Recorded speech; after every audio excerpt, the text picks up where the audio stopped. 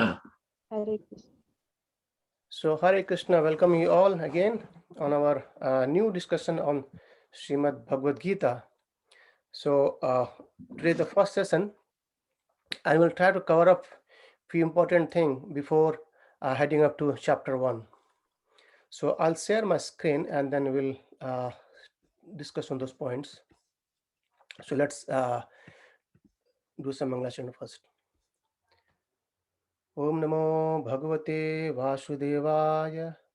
Om Namo Bhagavate Vasudevaya. Om Namo Bhagavate Vasudevaya. Om Jnanatimirandasya Jnananjana Salakaya Chakshur Unmilitam Yena Tasmai Shri Gurve Namaha. Sri Chaitanya Manobhishtam Sthapitam Yena Bhutale Swayam Rupa Kadamayam Dadati Sopadantikam. Nama Om Vishnu Padaya Krishna Pristhaya Bhutale Srimate Bhakti Vedanta Swamin Iti Namine. Namaste Saraswati Devi Gauravani Pracharine निर्विशेष शून्यवादी पाश्चात्य देशधारिणे.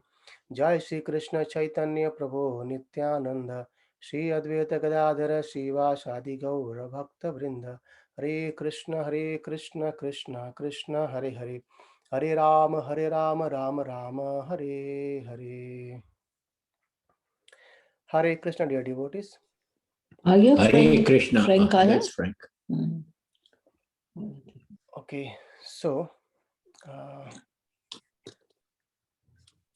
let me share my screen.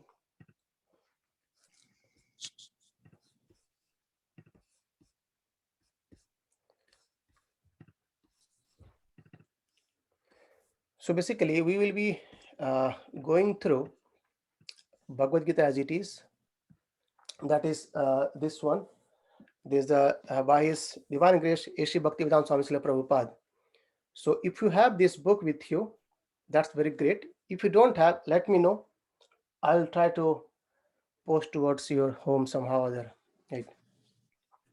So this is the book, is Bhagavad Gita, well-known Bhagavad Gita, and the purport as given by His Divine Grace, Shri Bhaktivedanta Swami Srila Prabhupada. So before heading towards reading this Bhagavad Gita, let's pay our gratitude towards Srila Prabhupada, and I'll try to know about him a bit, who Prabhupada is and what has actually he has done towards all this humanity of whole world.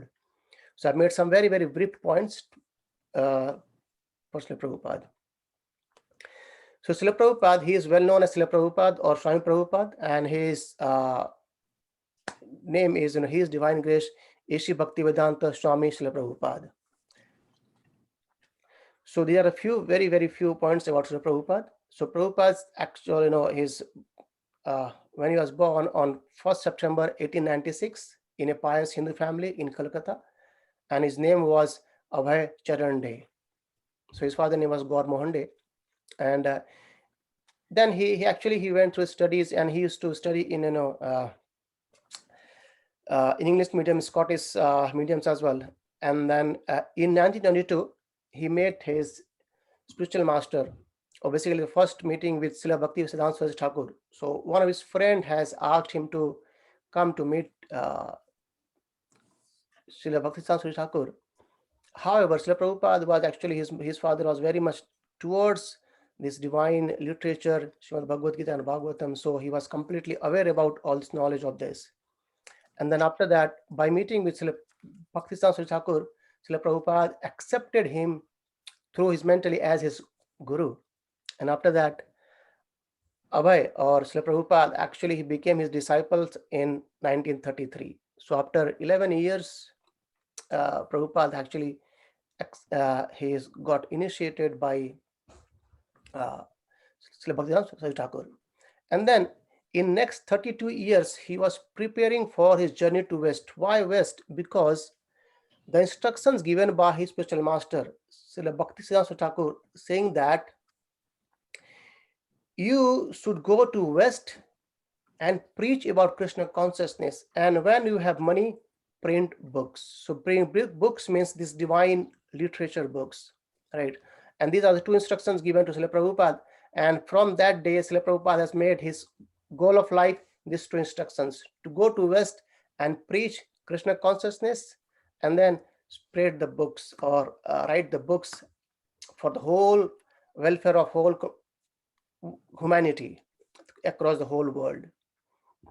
And then in 1965, at the age of 69, when normally people like to retire, at that age, Srila Prabhupada traveled to New York City in a cargo ship. It took nearly 30 days in a cargo ship, and in that cargo ship, he got 2 heart attacks as well.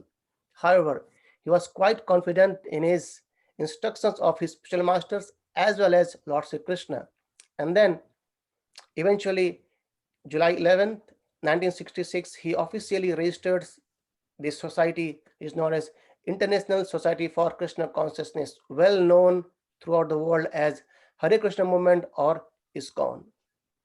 And after that, in 11 years following that, Srila Prabhupada circled the globe 14 times on giving lectures on this divine literature, the teachings of Lord Sri Krishna, Srimad Bhagavad Gita, and Srimad Bhagavatam to thousands of people on the 6 continents. And under his inspirations, his disciples and devotees, they established temples, rural communities, educational institutions, and started what would become the world's largest vegetarian food relief program. And if you see in India now, you can see that there are crores and crores of meals is being distributed, free meals from the ISKCON community across the whole India, even whole world as well. And then Srila Prabhupada's most significant contributions towards the whole universe, I would say, is whole world, is basically his books. So he has given everything in his books, and if you want to study his books, gradually we'll understand whole thing. And his writings has been translated into more than 76 languages as of now. So this Bhagavad Gita we see in English is available in more than 80 languages now across the whole world. So imagine it, what great contribution he has given to the whole society of whole world, right? So paying obeisances on his lotus feet, let's try to understand this cream of Bhagavad Gita. So Prabhupada has given elaborately a great, very, very elaborate introduction to Bhagavad Gita. And there he explained about many things.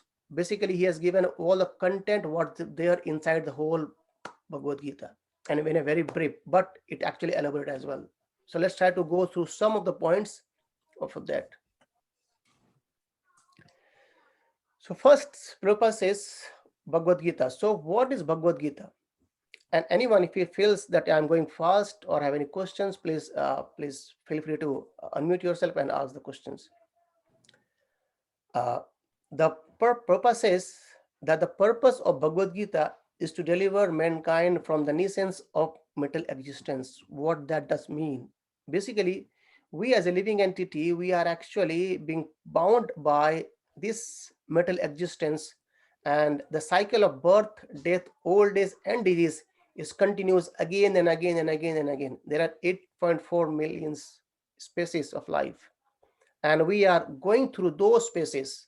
And Prabhupada says that the purpose of Bhagavad Gita, the real essence of Bhagavad Gita, is to deliver mankind from the nuisance of this circle of birth, death, old age, and disease. So we want to find something called as permanent solution, not a temporary solution. Okay, if I have good money, I'll enjoy it. It's a temporary solution, but the permanent solution is to get relief from Janma Mrityu Jara Vyadhi.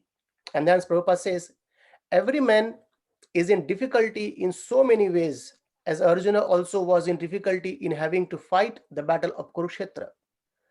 Arjuna surrendered unto Sri Krishna, and consequently this Bhagavad Gita was spoken. So we'll see it elaborately how Arjuna was actually bewildered on the battlefield. It's not easy, right? You are Kshatriya and you are supposed to fight the war, but on the battlefield, he says, no, I don't want to fight the war. And hence Krishna spoke about this knowledge of Bhagavad Gita. Actually, Krishna made Arjuna an intermediate to propagate the message of Bhagavad Gita to all of us eventually, because Arjuna was anyway his devotee and he would have fought the war. But Krishna wanted to spread this message through his devotee. So another important point comes as to understand Bhagavad Gita, we need to be a devotee of Lord Hari so that we can understand the essence of Bhagavad Gita.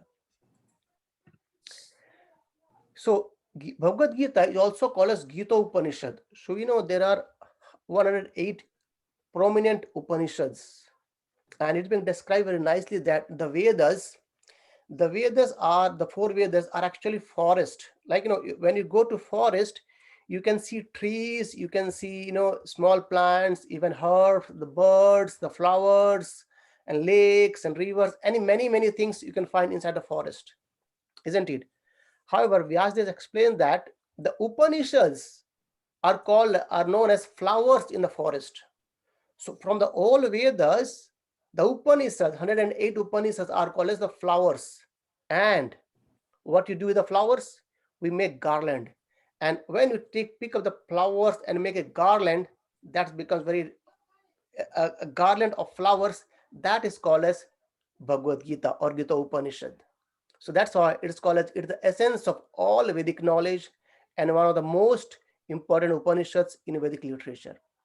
So Prabhupada many times says about studying two specific literature. One is Bhagavad Gita and second is Srimad Bhagavatam. So because again, if you see from all the Vedic literature, Bhagavad Gita is broadly accepted by everyone. It's not about a religion, it's about human being, it's humankind. It's basically a manual for our life. How can we live our life? That's what Bhagavad Gita is. Right. And then Prabhupada says about the spirit of Bhagavad Gita, how to understand this Bhagavad Gita. And he says, Lord Sri Krishna is the supreme personality of Godhead, as is confirmed by all great acharyas, the spiritual masters, like Sankaracharya, Ramanacharya, Madhvacharya, Nimbarka Swami, and Sri Chaitanya Mahaprabhu, and many other authorities of the Vedic knowledge in India. So the spirit of Bhagavad Gita is to accept or understand that Lord Sri Krishna is the supreme personality of Godhead. We'll go through these in more detail when we go through the chapters, that how Lord Krishna is actually the supreme personality of Godhead. And then the Bhagavad Gita is called as treatise. How it is that Bhagavad Gita is a treatise which is specially meant for the devotees of the Lord. So Krishna, if could have wanted, he could have given this knowledge of Bhagavad Gita to anyone else. However, he chose Arjuna specifically because Arjuna was a devotee. Right? Arjuna was his friend, and also later on he surrendered to Lord, saying that I am your disciple.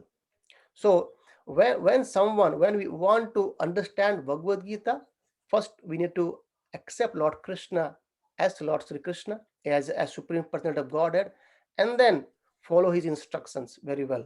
When we have faith in the scriptures, we can actually understand this. It's like two things. So we need mercy to understand. So when we read these books, when we read this literature, we may get knowledge that comes in our head. That's called as jnana. We get the knowledge. However, unless and until any knowledge comes from our heart and goes towards hearts, from head to heart, that doesn't make sense, isn't it? So if we get the knowledge and if it goes from head towards heart, then it's called as realization. That is called as vijnana. So jnana is getting knowledge and realizing those jnanas through our heart. That is called as vijnana. So knowledge should go to our heart to realize more and more about this. That's why when we become a devotee of Lord Krishna, then we understand this Bhagavad Gita very, very easily. So there is nice example being said, let's suppose you have a friend, and let's suppose you are working in an office and you got a new member joined in the office, and there you see he sits beside you.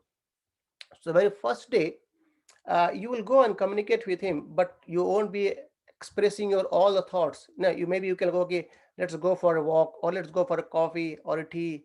And then when the interaction goes more and more, you start revealing them more and more and more. And then after some time, you both may become a very good friend, and many of your things are being shared to him, or he is shared to you. So in the similar way, when we associate with this Bhagavad Gita regularly, he starts revealing to us that the potency, that the important point, that when you associate with Bhagavad Gita, because it's Supreme Personality of Godhead, Lord Sri Krishna itself. It's not just a mere book. It's Krishna himself. He is incarnated in this Kali Yuga in the form of Bhagavad Gita and Srimad Bhagavatam. So when we associate with him, he starts revealing to us gradually and gradually. As we surrender, he reveals more and more to us. Right. And then I think I have discussed this point as well. The manner of acceptance. So Arjuna in 10th chapter, he actually accepts Lord Krishna as Supreme Personality of Godhead. And he says, it's not just only I have accepted, it's also by a great authority like Narada, Ashita Deval, and Vyasadev. So all the authorities, they says that Krishna is the Supreme Personality of Godhead. So Lord Brahma says, Ishwara Parama Krishna Sachidananda Vigraha. Anadiradir Govinda Sarva Karana Karanam. So Ishwara Param Krishna. And Srimad Bhagavatam says, Ete Chamsa Kalapamsa Krishnastu Bhagavan Swayam. Right. So Krishna is the Supreme Personality of Godhead. That's how to accept, how this is a manner to accept Krishna, by having a complete faith that Krishna is Supreme Personality of Godhead and is being confirmed by all the other authorities too. And there are 5 subjects described in Bhagavad Gita. So we'll go through these detail one by one in our coming chapters. So the first point is Ishwara. So Ishwara means the Supreme Lord. Who is Supreme Lord? Right, that's been described in Bhagavad Gita. And then second point is described as Jiva. So Jiva is the living entity. That is, we are Jivas, the Atmas. Right. What is our identity? That's being given in described well in Bhagavad Gita as Jiva. Then what is Prakriti, or what is that nature? That also elaborately describe how this nature created, how it happens, and how it interacts with the living entity, and what the relationship between this Jiva and Ishvara, and how can we establish this. Prabhupada says there are 5 kinds of relationship which we can have with Jiva and Ishvara. Right. And then the fourth point is says Kala. Kala is eternal time. So how this Kala Chakra works, we see is every day sun rises and sun sets. And actually, if you see, it takes our one day. So from our, every living entity has a designated lifetime, and by rising of sun and setting of sun, one day has actually gone, and that one day which is a past, it cannot be brought back by anything we can give, right? So that's Kala, that's time, which actually takes every second, goes on. No one can stop, no one can go back. And the fourth is karma. Karma is activity. So here it describes, Bhagavad Gita describes that what is activity, and how this activity binds us, and how this activity can liberate us as well. So in which way we can perform the activity that can liberate us, and we can go back to the spiritual abode. So these are the 5 potent topics in Bhagavad Gita. As we discussed, in Srimad Bhagavatam, there are 10 topics, and this in Bhagavad Gita it has 5 topics. And very importantly, Prabhupada says this Vedic literature is meant for human being, not for animals. What that does mean? Basically, the animals and human being, there are 4 things common: ahara, nidra, bhaya, maithunam cha. So ahara means eating. Even animals eat, even human beings eat. Nidra, they sleep and we sleep. Bhaya, fear, they have fear, we have fear. And maithuna is mating. So they mate and we used to mate as well. So these are the 4 things common between the animals as well as the human being. However, this Vedic literature is meant for human being, not for animal. That means that as a human being, there is a one special character given to us, which says that Athato Brahma Jigyasa. We can actually inquire about ourselves. We can try to understand why we are here, why we are suffering in this material world, why we are getting suffering, or why we are getting happiness. What are the relationship between that? What are the activities binds us? This knowledge, these realizations, these thoughts, this inquiry can only be done by human being, not by the animals. That's why it says ar nidra bhaya mathunam cha. These are the four things common in human being and animals. So Prabhupada says, in this world, men are not meant for quarreling like cats and dogs. All of this is clearly described, and if you properly utilize the instructions of Bhagavad Gita, then our whole life will become purified, and ultimately we will be able to reach the destination which is beyond this metal sky. So the ultimate goal, Prabhupada says, is that we need to reach to the ultimate destination that is beyond this metal sky. So we'll see it again going ahead, that there's a covering of metal universe, and also there's something beyond metal universe. And it's been described that this human life is actually is it works like escape velocity to cross this metal distance and go toward the spiritual world. That's why it's being said that our whole life will become purified by utilizing the instructions of Bhagavad Gita, and ultimately we will be able to reach the destination which is the beyond this metal square. And there, that square, I think I've written it, and that destination is called as Sanatana sky, which is eternal. Even as a living entity, we are eternal too. So we have an intimate relationship with the Lord, and because we are all qualitatively one, the Sanatana Dharma or sky, the Sanatana Supreme Personality of and the Sanatana living entities, the whole purpose of Bhagavad Gita is to revive our Sanatana occupation or Sanatana Dharma.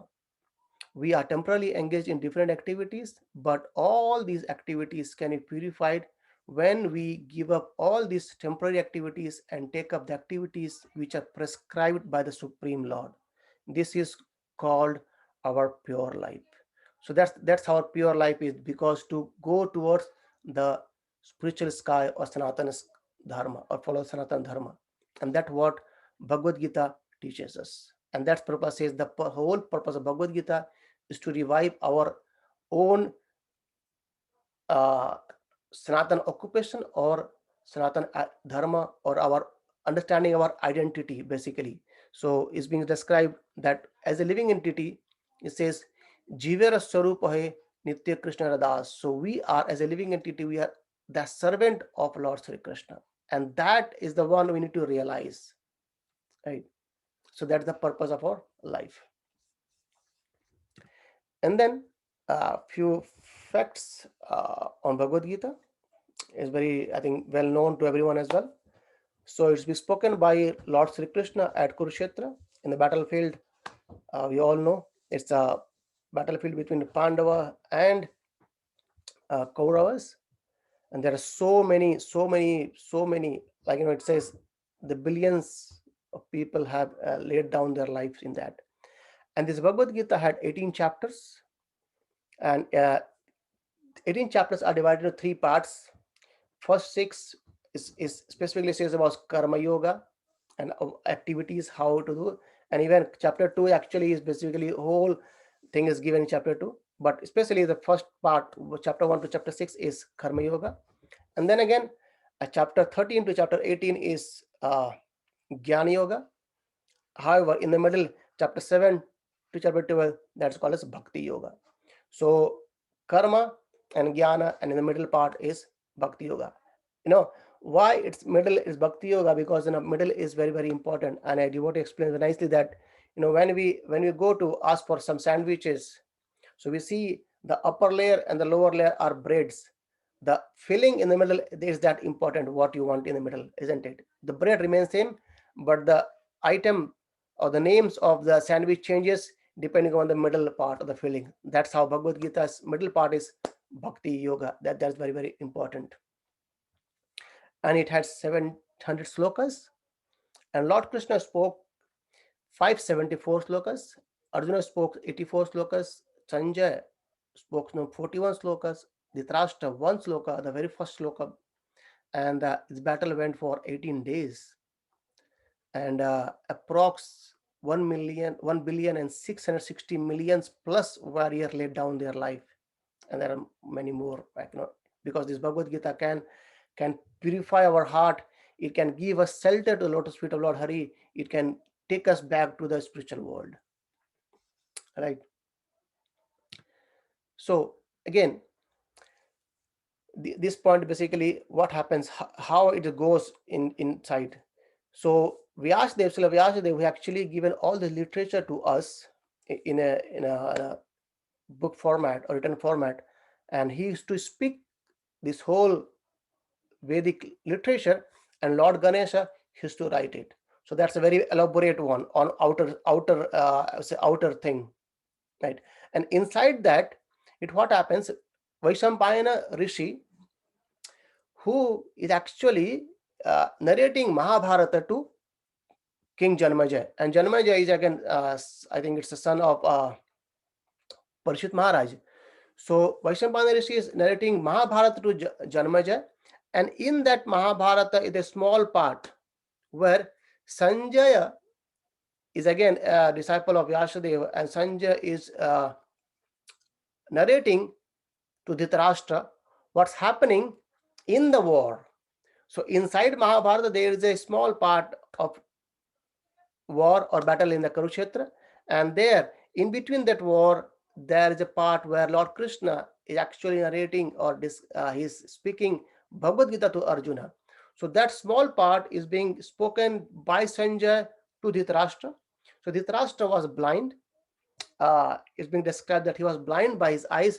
He was also blind by his thoughts, right? So however, he wanted to see that what's happening there. So Sanjay, as he was given a very divine eyes, so that he could see the battlefield, what's happening over there in Kurukshetra very nicely, living in Hastinapur. So just imagine, there was no satellite, right now we see televisions through satellites, but already was there. Sanjay is actually seeing everything what's happening in Kurukshetra and describing it to Dhritarashtra. And then Vaishampayana Rishi is narrating those small parts of Mahabharata to Janmejaya, and a small part is Bhagavad Gita, right? So that's one topic we have discussed today. Anyone have any questions or thought or anything on to ask? Please let me know. Prabhu, could you please repeat the last portion, like regarding who was narrating to whom? Yeah, exactly, Prabhu. Even I was having the same question. Yeah. Okay. So Vyasadeva is narrating whole Vedic literature to Lord Ganesha. So everything comes from Vyasadeva, right? And then Vaishampayana Rishi, he is narrating to King Janamejaya about the episode of Mahabharata. And in the Mahabharata, there is a small part that's called as the battlefield of Kurukshetra or Mahabharata. In the Mahabharata, there is a small war happened for 18 days between Kauravas and Pandavas. So that narration is being described by Sanjay to Dhritarashtra. Dhritarashtra was blind, he can't see anything. And actually Vyasadeva, he says, okay, I can give you this power to see. But he said, no, he says Sanjay would be the very, very kind of, prominent person to describe Dhritarashtra. However, Sanjay was a great devotee of Lord Hari. So Sanjay was describing to Dhritarashtra what's happening in the battlefield of Kurukshetra. And in that narration, a small part, because war happened for 18 days, and Lord Krishna spoke to Arjuna. It's being described that for nearly 45 minutes the discussion happened.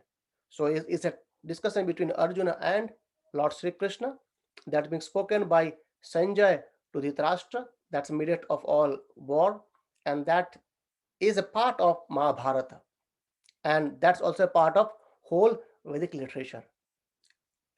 Is that clear now, or did I confuse me anymore? So Vyasadeva, Lord Ganesha wrote Mahabharata, right?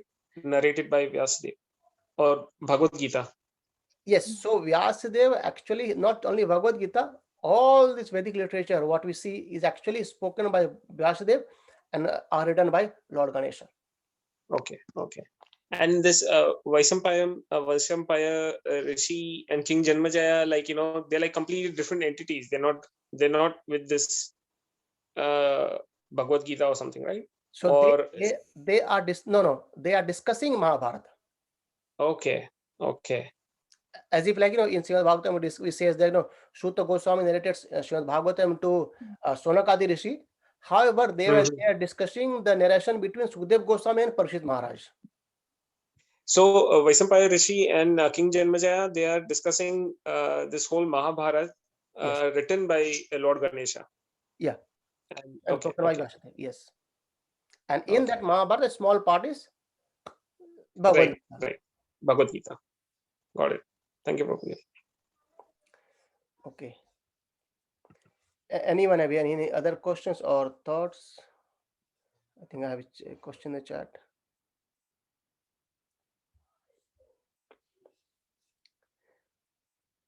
So probably Gemini Rishi, he comes later on because he becomes a disciple of Lord Vyasadeva, and then he also propagated, because Vyasadeva, I think there's a question in the chat. It's Ganesha and it's Gemini both. So what happened is Vyasadeva, he divided these scriptures again into other disciples, and then they made it more and more and more towards the whole Vedic literature goes down into that lineage, right? Okay, Prabhuji. Hare Krishna. Hare Krishna. So that was one part. And any more questions on that? That's a very, very brief on what Bhagavad Gita says and what Prabhupada says. I would recommend, if you have time, you can read the whole introduction, what Prabhupada writes in the very beginning of this Bhagavad Gita, because that's give the very, very basic foundation of understanding Bhagavad Gita. And Prabhupada even writes many, many more things. I just taken out few points from that, right? And okay, if there is no question, let me go to the next topic.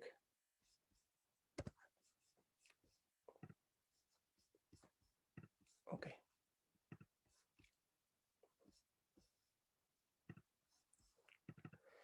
Okay, so this is what we call as Gita Mahatmya. So it's very nice to understand the Mahatmya or know the Mahatmya before going towards understanding any literature, right? So it's very good to, because when we read Srimad Bhagavatam, we can understand about the glorification of Bhagavatam, so that we have more faith onto it, right? So that's why we'll go into the 7 nice verses given by Sripad Shankaracharya in glorifying Bhagavad Gita, right? So that's called as Gita Mahatmya. The first sloka, it says, Gita Shastram idam punyam yah pathet prayata puman Vishnu padam apnoti bhaya shokadi varjita. What does that mean? Gita Shastram idam punyam. Let me read the translation. It says, one who with regulated mind recites with devotion. That word devotion is very, very important. With devotion, this Bhagavad Gita scripture, which is the destroyer of all virtue, will attain to a holy abode such as Vaikuntha, the residence of Lord Vishnu, which is always free from the mundane qualities based on fear and lamentation. Right? So, yes, it says, sorry. Yes. So Gita Sastram idam punyam. This Gita, actually, this Shastra is going to give us something which, by reading, what we can get, Vishnu pada apnoti. You will get the lotus feet of Vishnu. You will get the lotus feet of Lord Sri Krishna, and that lotus feet can give us and make us free from bhaya, soga, adi. So we have fear, we have lamentation, isn't it? These things will go away. So bhaya, soka are varjita. We don't get anything over there. So because that spiritual world or taking shelter of Lord Hari at lotus feet of Lord Sri Krishna will make us free from this bhaya, shoka. There is no lamentation, there is no fear in that world. Okay, so let's go to the second one. Second sloka says, Gitadhyana Shilasya प्राणायामस्य प्राणामय परस्य च नैव शान्तिः पापानि पूर्वजन्म कृतानि. If one reads Bhagavad Gita very sincerely and with all seriousness, then by the grace of the Lord, the reactions of his past deeds will not act upon him. So just imagine. So he says that when someone reads the Bhagavad Gita very, very sincerely means what? It means the person has complete faith on Lord Sri Krishna and he has complete faith on the words of Bhagavad Gita and with seriousness as well. So once we do it sincerely, then seriousness that also comes along as well. And then by the grace of Lord, the reactions of his past misdeeds will not act upon him. It means what Krishna says in Bhagavad Gita at the end, Sarva dharmam parityaja mam ekam saranam braja aham tvam sarva papebhyo mokshasmi masucha. So Krishna makes assurance that abandon all your religions and surrender unto me. And aham tvam sarva papebhyo mokshasmi. I'll make you free from all your sinful activities. Masucha, be assured. So there is no need to, it means that have complete faith that by taking shelter of Lord Hari, all our past misdeed or past sinful reactions will be cleaned up. So that's how glorious Bhagavad Gita is. If you take shelter of Lord Sri Krishna or Bhagavad Gita, what happens basically, as I said, when we associate more, it starts revealing to us more. That even if you read Bhagavad Gita regularly, and once again, if you go to start reading again chapter 1, you will realize something more. If you go for third time, you realize something more, because as much more we reconnect or connect with these scriptures, it will reveal us more and more and more and more, because it is unlimited. Krishna is unlimited, and so is his potency, so is energy, and so is pastime, and it will start revealing us more and more and more and more. And third one, this is a very, very nice one actually. Mala nirmochanam pumsam jalasnanam dine dine shikrit gitam bhashi snanam samsara malanashanam. It means what? One may cleanse himself daily by taking bath in the water, but if one takes a bath even once in the sacred Ganges water of Bhagavad Gita, for him the dirt of material life is altogether vanquished. So we as a living entity, we have to take shower every day to clean our body, this metal body. We have to clean every day, isn't it? However, it is being said that if we dive into the Ganges water of Bhagavad Gita even once with complete faith, all the dirt of metal life will altogether vanquish. So there will no more metal hankering. There will always be blissful. We realize this blissfulness of Lord Hari. And the fourth one says, Gita Sugita Kartavya Kim Annai Shastra Vistarei Ya Swayam Padmanabhasya Mukha Padmad Vinishrita. So it says, because Bhagavad Gita is spoken by the Supreme Personality of Godhead, one need not read any other Vedic literature. One need only attentively and regularly hear and read Bhagavad Gita. In the present age, people are so absorbed in the mundane activities that it is not possible for them to read all the Vedic literature, but this is not necessary. This one book, Bhagavad Gita, will suffice, because it is the essence of all Vedic literature, and especially because it's spoken by the Supreme Personality of Godhead. Prabhupada, in his commentary, it says about these two literature, Bhagavad Gita and Bhagavatam, are very, very important and are essence of everything. So why Bhagavad Gita? All the literature is it actually comes out from the breathing of Vishnu, right? So the Vedas, the four Vedas, they comes out from the breathing of Mahavishnu. However, there is a very, very misconception, understanding that from Vishnu, Krishna also appear, but actually it's other way around. So from Krishna is expansion of, Vishnu is expansion of Krishna, or Vishnu expands from Krishna. So from Vishnu, we see four Vedas comes out. However, Krishna's lips, it says, the third line, Ya Swayam Padmanabhasya Mukha Padmat Vinirshita. So it has actually come out from the lotus mouth of Lord Sri Krishna. And that is why this Bhagavad Gita is very, very important. So all the other literature has come out from or the Vedas, 4 Vedas, they come out from this breathing of Mahavishnu. But Bhagavad Gita has came out from the lips of Lord Hari, the lotus lips of Lord Hari. So that's why it's more, and it's actually the essence of everything. It can give us everything in this one book. And the similar way, Bhagavatam, it says it glorifies Lord Sri Krishna, right? So Prabhupada says this one book, Bhagavad Gita, will suffice because it is the essence of all Vedic literature, and especially because it is spoken by the Supreme Personality of Godhead. Sri Krishna has spoken directly this knowledge to us. And the fifth one, he says, Bharatamrita Sarvaswam Vishnur Vaktrad Vinirhitam Gita Gangau Pitva Punarjanama na Vidyate. So once who drink the water of the Ganges attains salvation. So what to speak of one who drinks the nectar of Bhagavad Gita?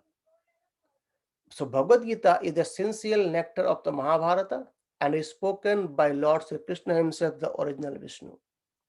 Prabhupada makes the point here that Krishna is the original Vishnu.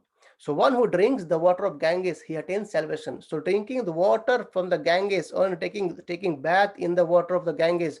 So Ganges water, it comes from the lotus feet of Lord Hari. And Bhagavad Gita comes from the lotus lips of Lord Hari. So if anyway, both the senses are one, but still, if we can get salvation by drinking the water of Ganges, so what to speak of one who drinks the nectar of Bhagavad Gita? We have seen this Bhagavatam nicely says, Nigama Kalpataro Dalitam Phalam. So these nectarian literature are the ripened fruit of this Vedic literature. So when we drink the nectar, so how to read these books, how to get the nectar? So this nectarian of the Bhagavad Gita and Srimad Bhagavatam can be drank through our ears. So that's the beauty of Bhagavad Gita, that by hearing Bhagavad Gita, we can actually relish the nectar of this divine literature, nectar by the pastimes of Lord Hari and his activities as well. And hence, this Bhagavad Gita is essentially the nectar from Mahabharata and is spoken by Krishna himself, who is the original Vishnu. And the sixth verse, he says, as we discussed earlier, from all the Upanishads, it's called Gita Upanishad. This verse comes again. Sharva Upanishado Gavo Dugdha Gopala Nandana Partha Vatsya Sudhir Bhakto Dugdham Gita Amritam Mahat. So this Gita Upanishad or the Bhagavad Gita is the essence of all Upanishad. It is just like a cow, and Lord Krishna, who is famous as a cowherd boy, is milking this cow. So from all the cow, the essence of cow is to get the milk, and Krishna is milking the cow as a cowherd boy, and this Bhagavad Gita is the essence of all the Upanishads. And Arjuna is just like a calf, and the learned scholars and pure devotees are to drink the nectarian milk of Bhagavad Gita. So the learned scholars, the pure devotees, they are actually they are calf, and Krishna is milking this cow, and all are drinking the nectarian milk of Bhagavad Gita. So that's how, as it comes from the lotus lips of Lord Sri Hari, it becomes nectar for all of his devotees. Right? That's why we discussed earlier that becoming a devotee of Lord Hari, becoming a devotee of Lord Krishna, accepting Krishna's Supreme Personality of Godhead, then this literature can be understood very, very easily. And this is the last and very, very nice verse actually. I mean, not the last of the glorious, but these are from 7 verses of Bhagavad Mahatmya, Gita Mahatmya. It says, there is no need of any other scripture. It says, Ekam Shastram Devaki Putra Gitam, एको देवो देवकी पुत्र एव एको मंत्रस्तस्य नामानि यानि कर्माणि एकतस्य देवस्य सेवा. So very clear. It says ekam shastram devaki putra geetam. So we all know that who is Devaki putra. Devaki putra is Krishna. So if you want to study one shastra, then Devaki putra Gita, and it should be sung because it's Gita, right? So one scripture is enough, and that is what Devaki putra Geetam. And eko devo devaki putra eva. If you want to worship a God, then Devaki putra is sufficient. So if you can worship Lord Sri Krishna, then all other things are being satisfied. And Prabhupada gives an example nicely that, in a tree, there are leaves, there are fruit, there are trunk, and there are branches. We do not have to water specifically to fruits, leaves, and flowers and branches. If you water on the root, the whole tree gets nourished. And the similar way, if you worship Lord Sri Krishna, take his shelter, everything others will be nourishment, or they are all other devatas will be satisfied. And then it says eko mantrastasya namani yani. And if you want to chant mantra, then only one mantra about Lord Sri Krishna. And in our sampradaya, as by Chaitanya Mahaprabhu and Prabhupada says, Hare Nama, Hare Nama, Hare Nama eva kevalam. And hence we chant Hare Krishna Mahamantra as taking Krishna's name. Hare Krishna, Krishna Krishna, Hare Hare, Hare Rama, Rama Rama, Hare Hare. So this is the mantra we chant for the pleasure of Lord Hari. And the last line says, karma pi ekam tasya devasya seva. So if you want to serve, so this comes as karma. If you want to do something, then do it for Lord Hari, and that becomes your service to Lord Hari. And Prabhupada very beautifully they describe this verse. He says that in this present day, people are very much engaged to have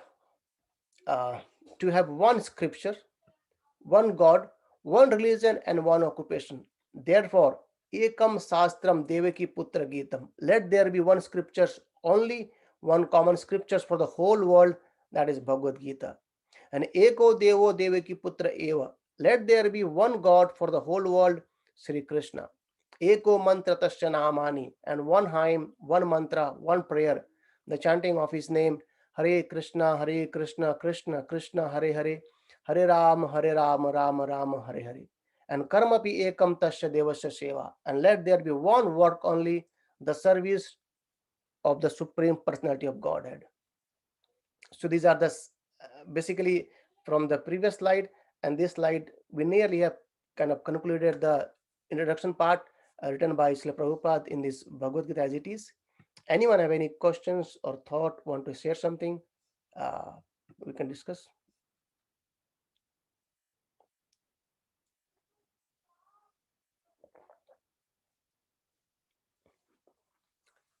Okay. So if nothing, then we can stop today here, and we'll start tomorrow. We'll see again on. Okay. Any question, Shekhar Prabhu? Prabhuji, this is Shekhar. Yes, So Prabhu. this last 7 shlokas that you have said, are they from the 700 shlokas from Bhagavad Gita, or this is separate? No, these are the Bhagavad. These are the slokas given by Sripad Shankaracharya. Okay.